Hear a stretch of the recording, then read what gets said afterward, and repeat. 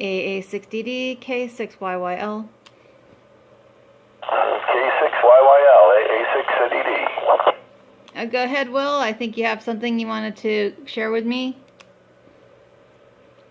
Yeah, this is, I got off of QRZ.com today, here on the winter solstice, the shortest day of the year.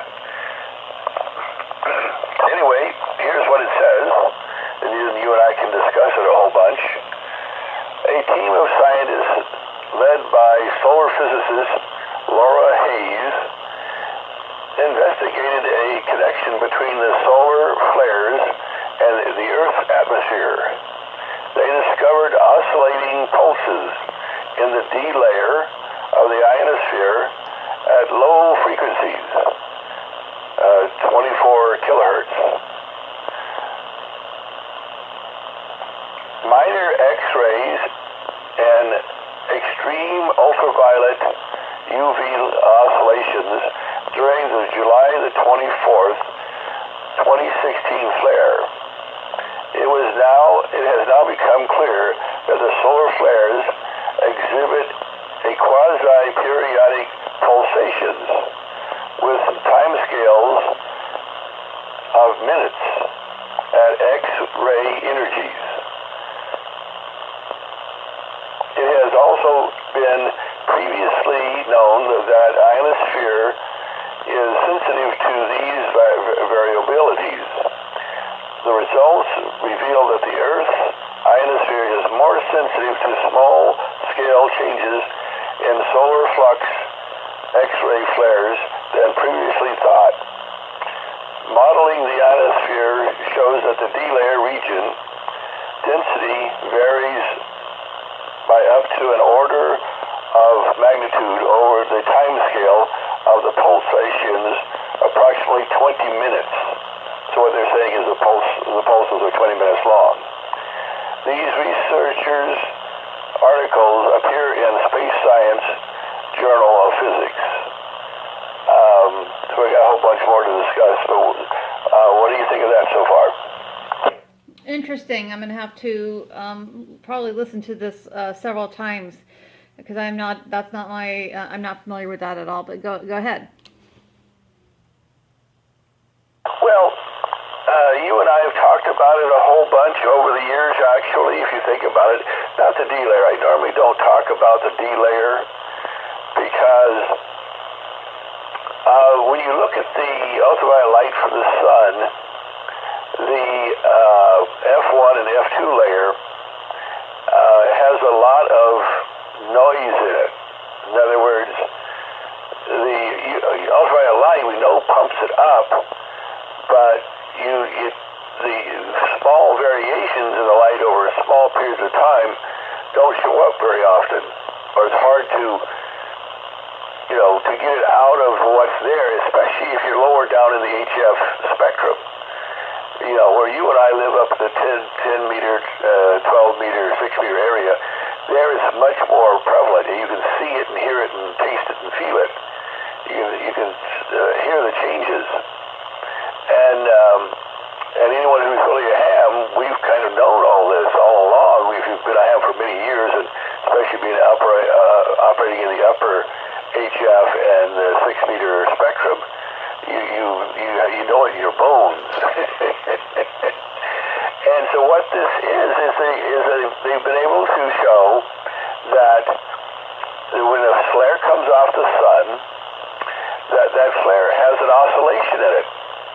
And the oscillation varies over a range of about 20 minutes and has a variation of 1 or 2 orders of magnitude higher signal strength or power or energy coming out of it, 100 times more powerful within that 20-minute variation. And they were able to detect it by listening to a very low frequency transmitter that went from the United States to Europe at 27 kilohertz and watch the signal strength there vary. Now, real low frequency signals like long waves down there, they are trapped between this Earth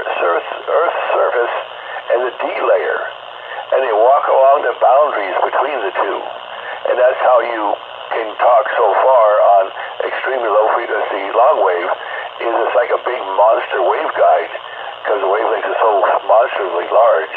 And then the attenuation of the Earth, if you have enough power, you can overcome that and communicate almost anywhere in the world, in fact, at frequencies that low, at 24 kilohertz.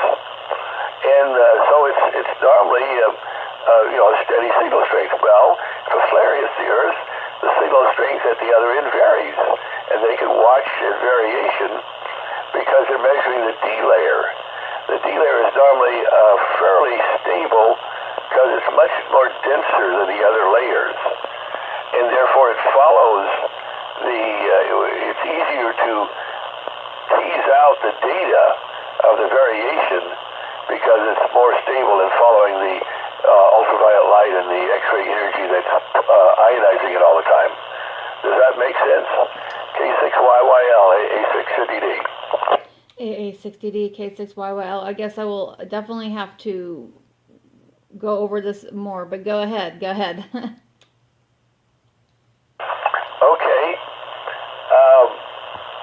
So let's, we like I say, as a ham, and your experience is my experience, so much of these things that these physicists come up with, what has to do with propagation or energy from the sun, is things that we already know because we've lived through it and experienced it and know it, but they haven't been able to scientifically measure it. So until they can measure it, it's like not there. We only have the anecdotal evidence of me and you talking about stuff. For example, recall that I told you that in 1996, the bottom of the sunspot cycle, we had no sunspots for months and months and months until around the September equinox. And we had like just zero sunspots all through that September. And I'm not sure if it was September or October that it hit, but 6 meters had been open on very good sporadic E, very, very high level of sporadic E, all that 1996. But no F layer on 10 meters or 15 meters or 20 was still open, but that was the only band that was open at 20 and on down. And so, but one day, a solar flare, and this flare was not even a solar flare, it was really an X-ray. An X-ray came out of the sun and, hit the Earth some 8 minutes later at around 4 o'clock in the evening, and the MUF shot up like a rocket ship, transequatorial-wise. And for about 20 minutes to a half an hour, I was able to work Chile stations and Argentina stations and hear backscatter signals from North America. There was just nobody on. Nobody was on 6 meters. There was one guy in Florida, and then I could hear echoes coming back off the transequatorial. And then I worked all these Chile stations and Argentina stations, all on transequatorial, and then it was gone. If you weren't there when that flare hit, an X-ray flare, and obviously it affected all the different layers, but it even ionizes the F1 and F2 layers across the equator when that hit. So for us, who've watched this stuff for many sunspot cycles, it's obvious that the ultraviolet light and the what we call it the less energy X-rays have an effect on all these layers. K6YYL, AA6DD. AA6DD, K6YYL. Okay, that's really interesting. Sounds like I missed out on a really good opening there in 1996. So that's sad that I missed that. Oh well, but okay, go ahead. That's great. I'm getting to live this vicariously through you, though. Go ahead. Right. Well, it's the other thing too that you and I know is that we deal with sporadic clouds that move along. Excuse me. Let me get something to drink here.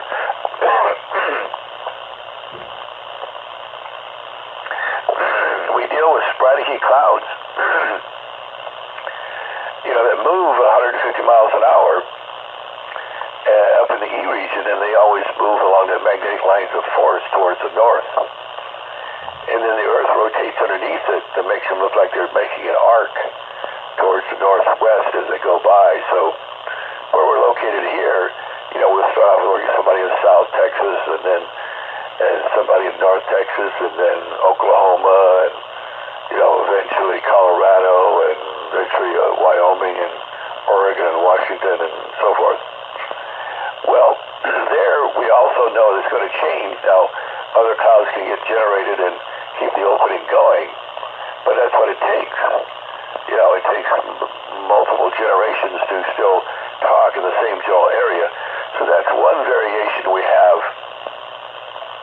But I think you've heard it a couple of times. Remember on 10 meters when we would have a flare and you would hear the noise of the flare sounding like the ocean rolling in? Oh, definitely. Yes, definitely. I remember that. I remember that distinctly. Right, and it can do one of two things. When you hear that, either the band will open and stay open for 20 minutes and then collapse with the next 20 minutes. Or you can hear more than one ocean rolling in. You hear the roll in of the flare, and then as it modulates all the different layers, and then and of course you can hear a flare hit and then it all shut down. I mean, it just shut down. So it can have both effects. It can create a D layer that comes up and absorbs everything, or it can ionize the F layer so that it actually bends it back. But those are short-term propagation changes over the 20-minute time frame. You can hear those on HF too, on 40 meters. That's why oftentimes you need to wait, either for conditions to change. You want to wait a minimum of 20 minutes for the flare to go away or to build back up, and open the band back up. So it works on both ends. In other words, the higher frequencies, it's going to open up the signal, and the lower frequencies are going to create D-layer absorption and shut down the band for a while. So that's all the effects hams have experienced over the years with these different kinds of flares. Some of them that are X-ray, and we recognize that X-rays does as well as very high ultraviolet as well as ultraviolet. And but like I say, these radio scientists are like for the first time really measuring the effects. I guess that's the bottom line to the whole thing there, Kim. K6YYL, AA6DD. Oh, very interesting. Well, that's really, really interesting. Okay, that was great to have that explained there. AA6DD, K6YYL. Yeah, you don't know which one it is necessarily. Remember when you were working on 10 meters, we had a high sunspot cycle a few years back now, and the Chinese station came in, and a number of stations worked it. I was working it just as it was going out, and you started calling, and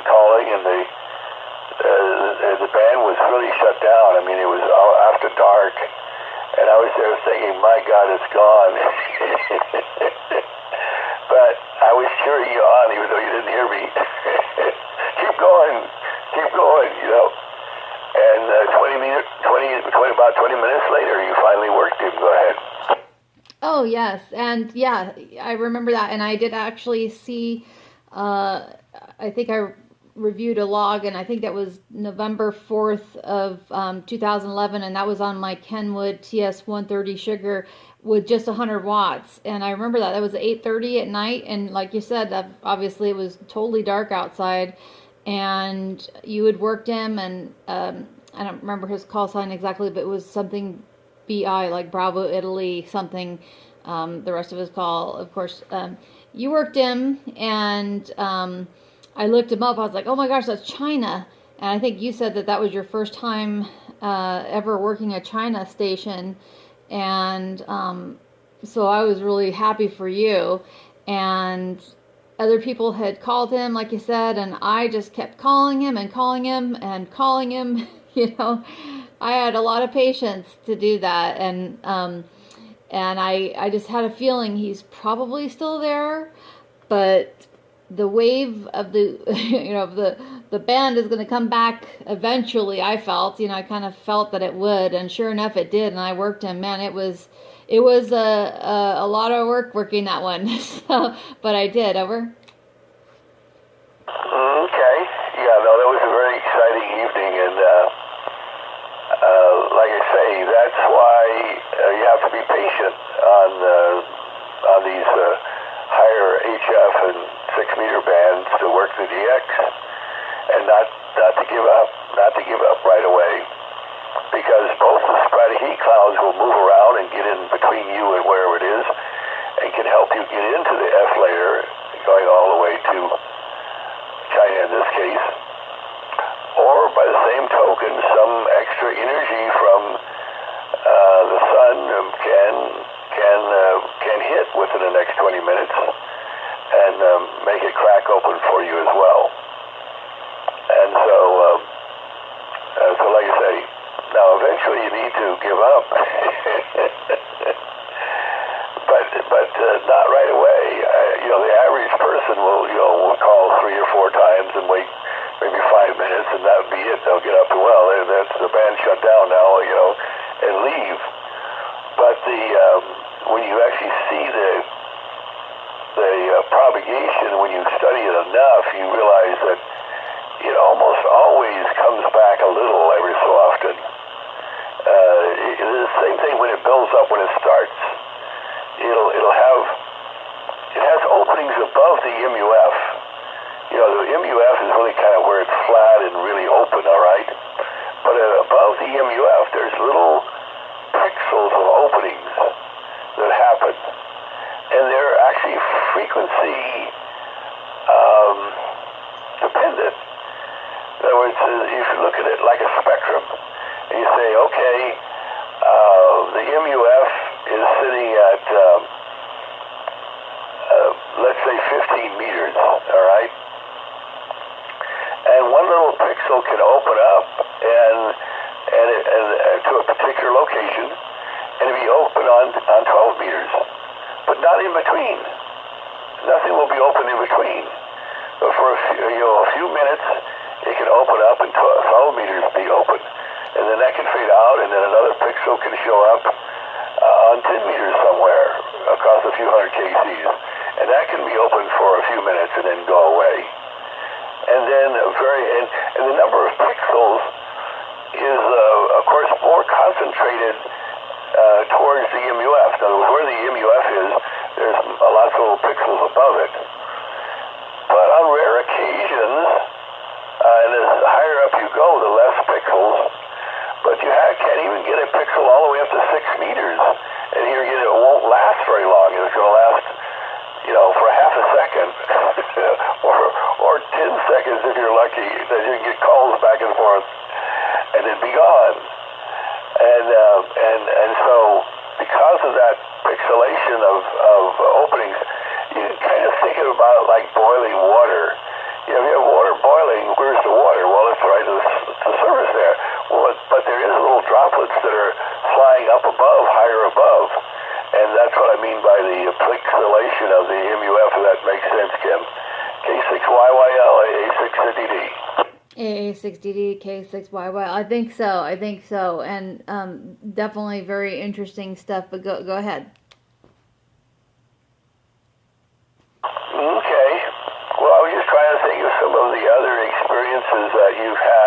we've both experienced and seen similar propagation characteristics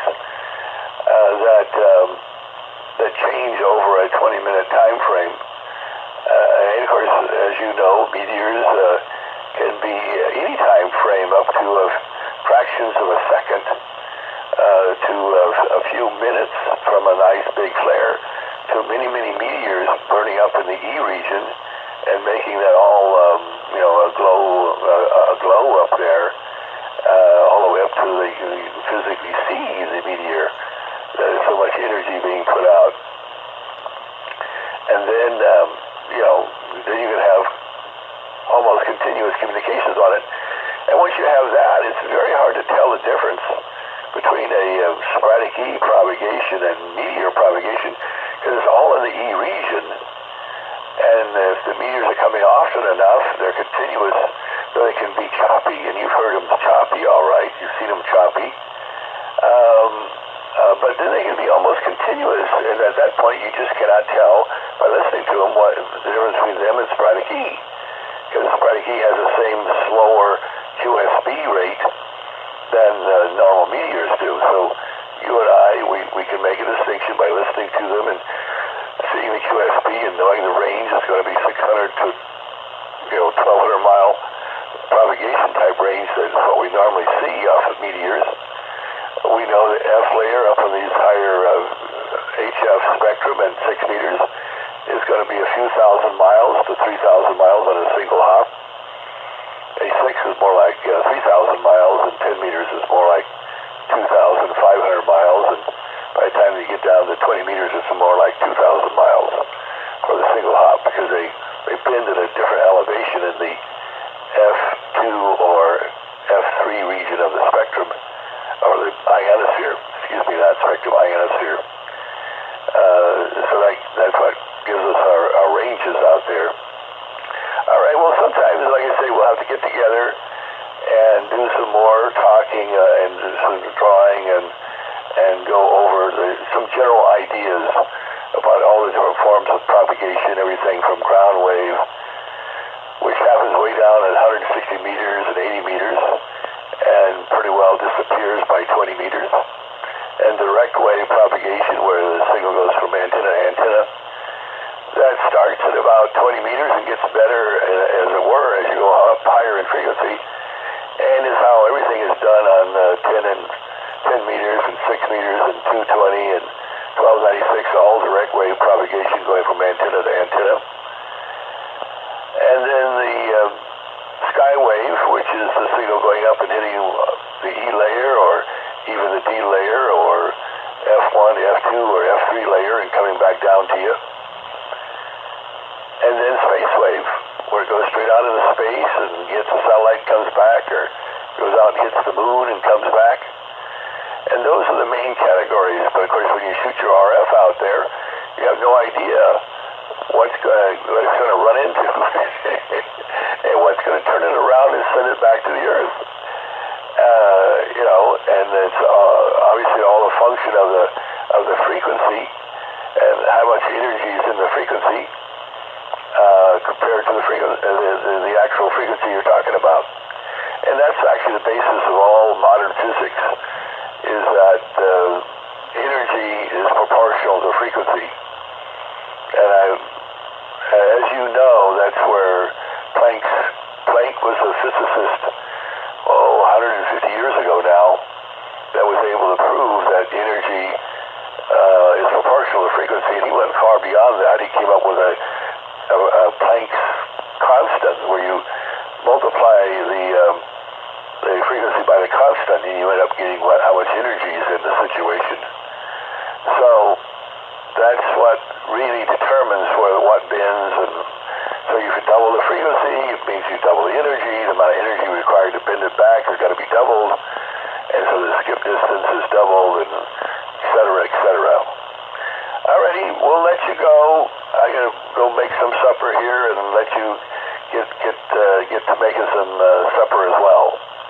K6YYL AA6DD. Okay, well, do you have time for one more memory lane contact because one just came into my mind. And do you have time, or are you totally starving? No, go ahead.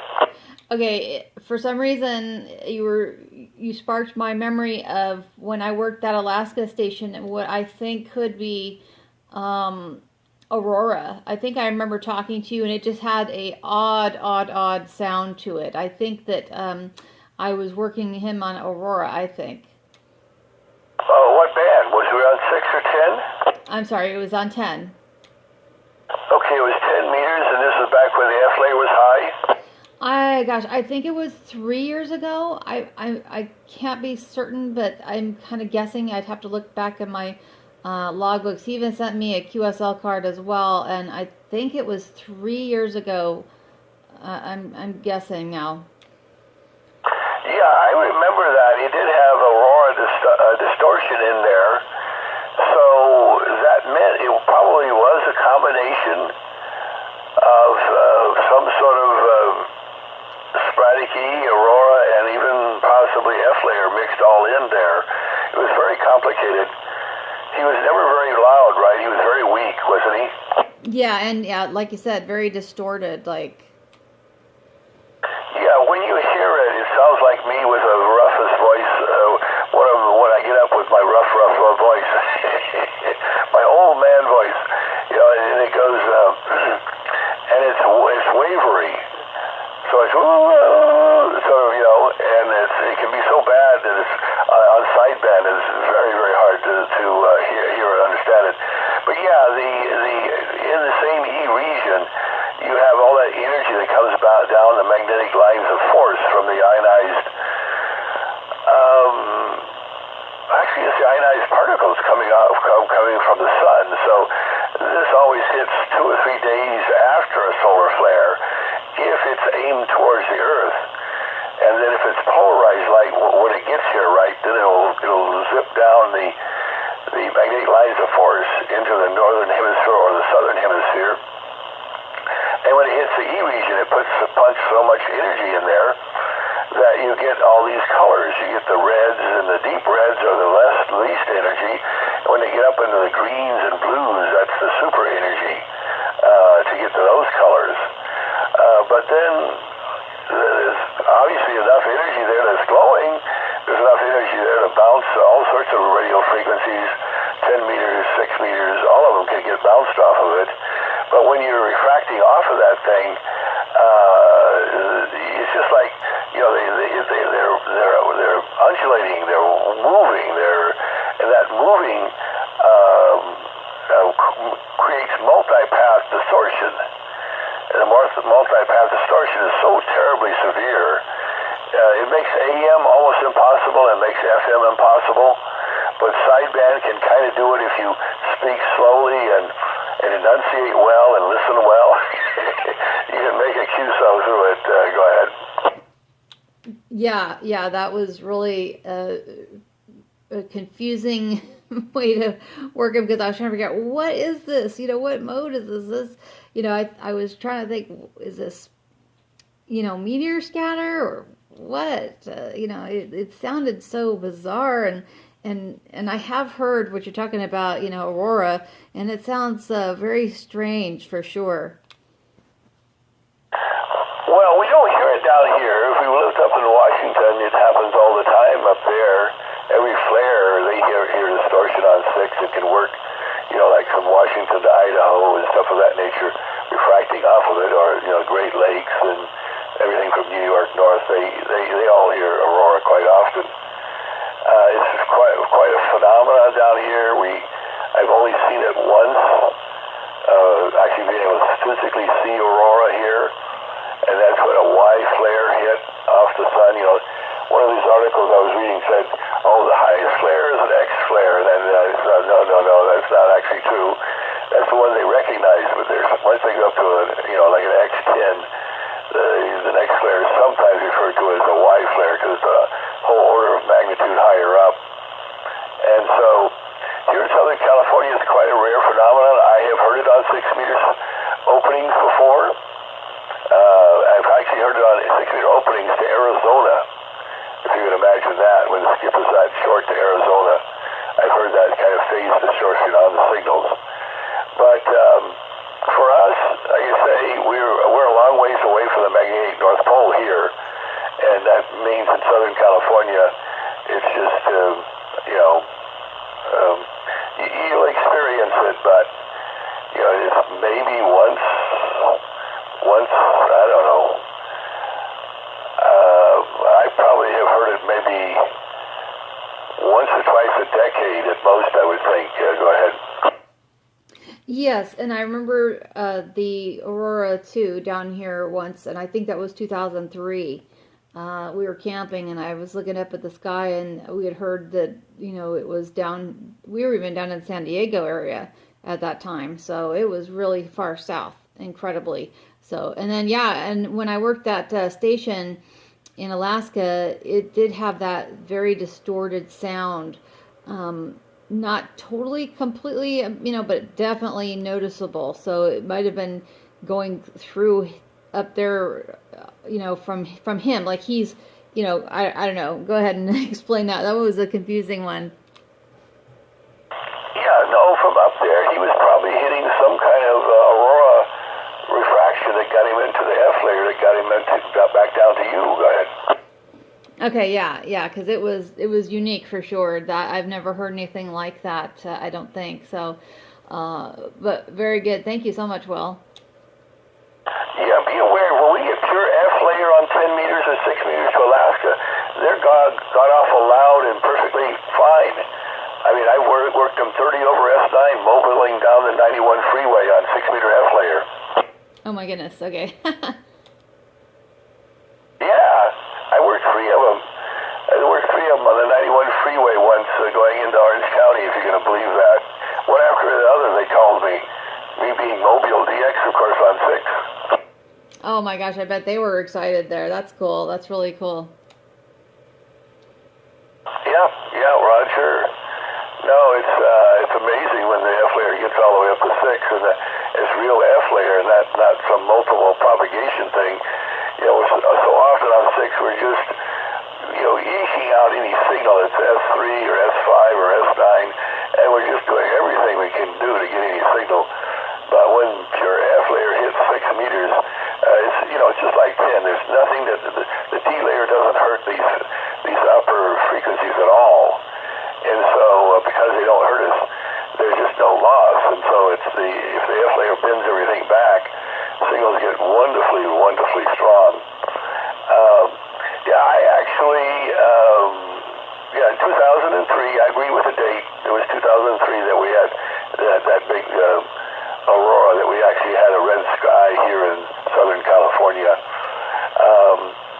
But I also did work a New Zealand station, 6 meters Mobile, if you can imagine that one, on Transequatorial.